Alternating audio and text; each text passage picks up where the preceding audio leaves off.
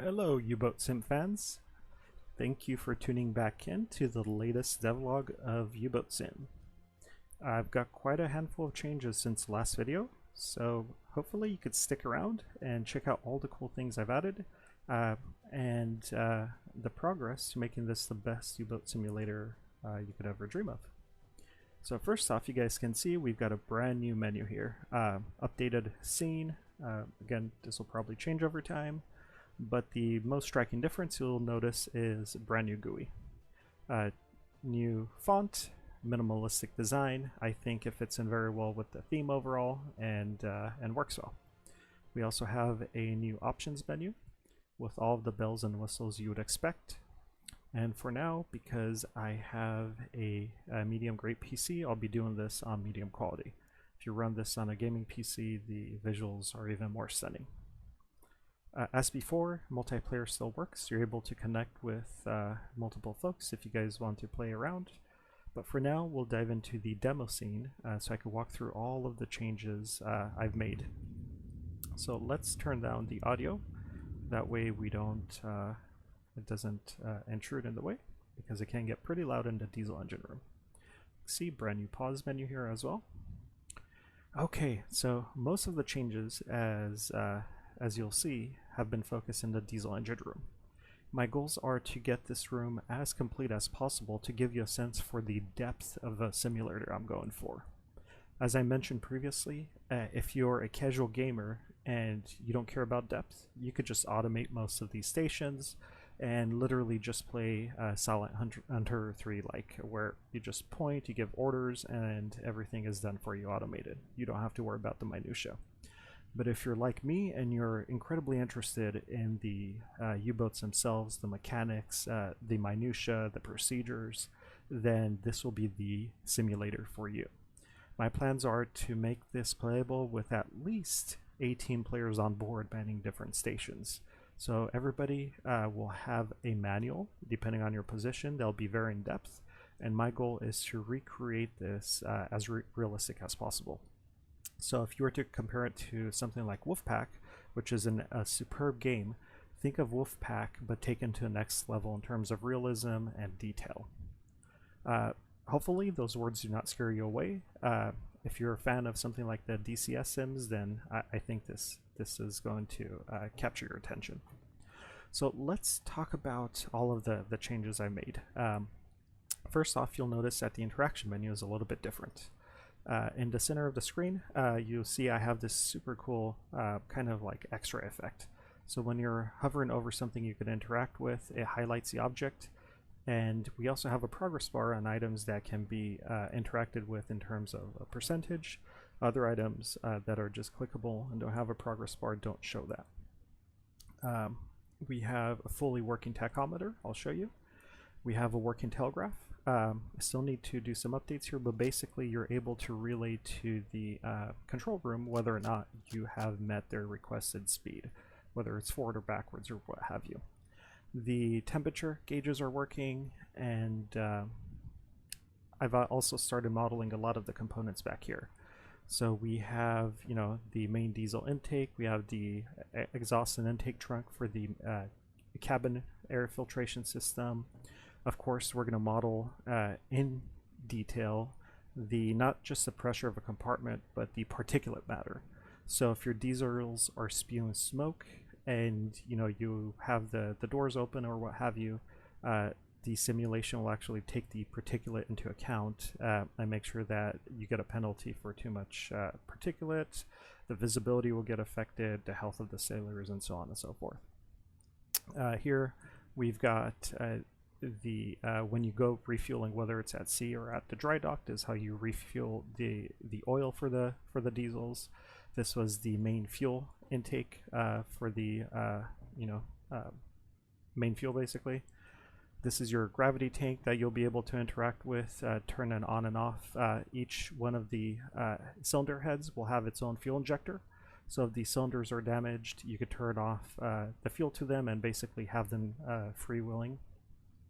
We've got the manual clutch back here. I have yet to work on the automated clutch. We've got the exhaustive valve muffler And if you think this is a lot of components, well, in reality, this is everything that a U-boat had. So when you are either surfacing or diving, you'd have to basically go and turn all these handles in a particular order to make sure that you don't flood the boat. You are in an iron coffin at the end of the day. All right, minutia out of the way, let's talk about some of the cool effects I've added. So as you know, we are now simulating the different pressure air systems inside the boat. High pressure, low pressure, and so on. So each diesel had the starting air flask with low pressure air up to 30 psi, or 30 atmospheres, I believe. Once you turn the starting air valve, that basically releases the air flask air pressure inside of the cylinder heads, and they're ready to start the motors. So the startup procedure after servicing, especially with cold diesels, was pretty straightforward, but it did take 3 minutes. You'd have to open up each cylinder indicator cock to make sure that if there was any water inside of the diesels that may have leaked while submerged, which did happen of course, the water was basically pushed out via the high pressure air. Otherwise, what could happen is you could have a water stroke. And because water, unlike gas, is not compressible, it could lead to severe damage to diesel engines.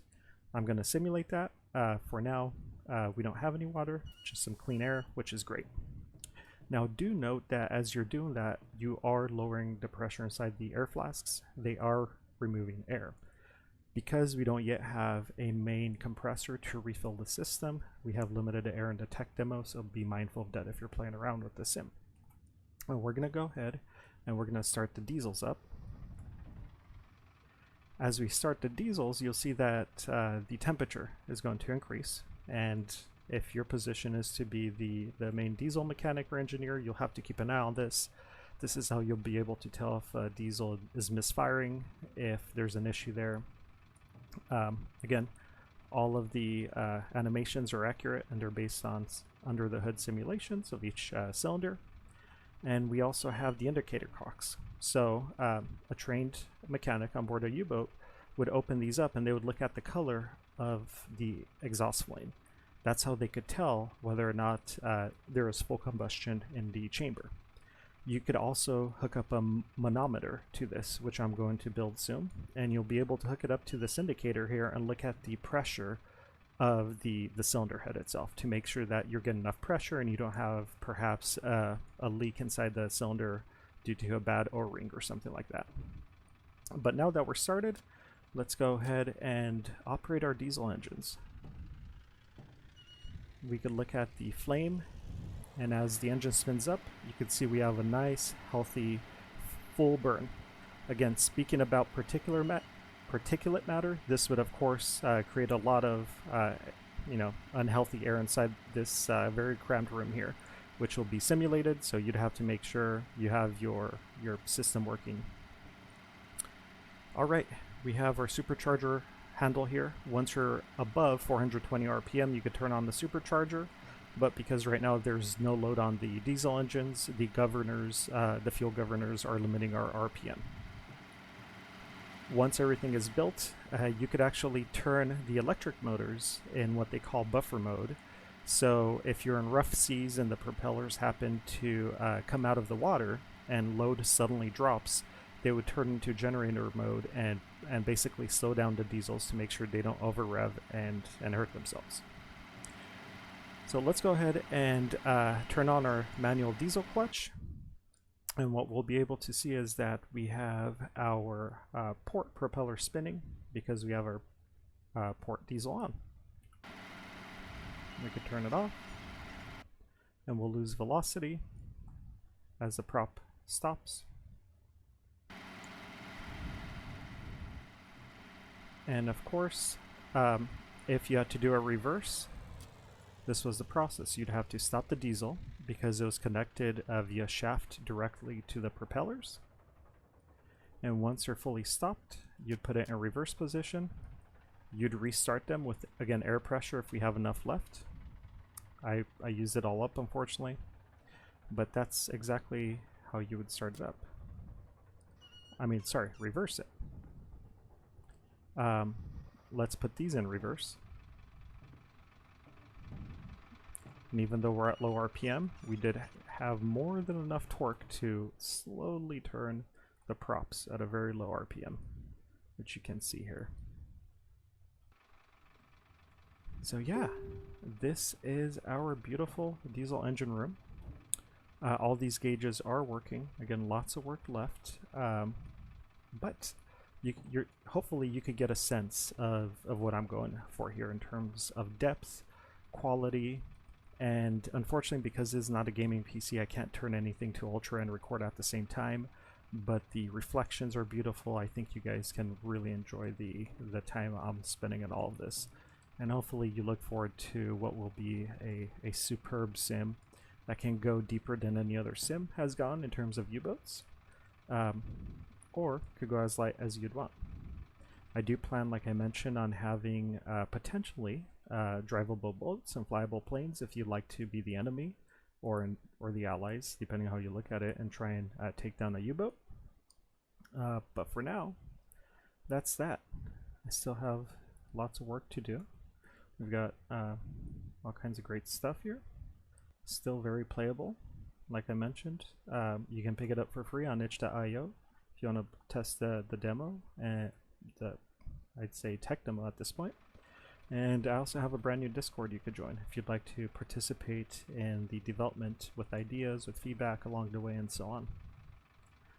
Thank you so much for tuning in and catching the latest update. See you next time.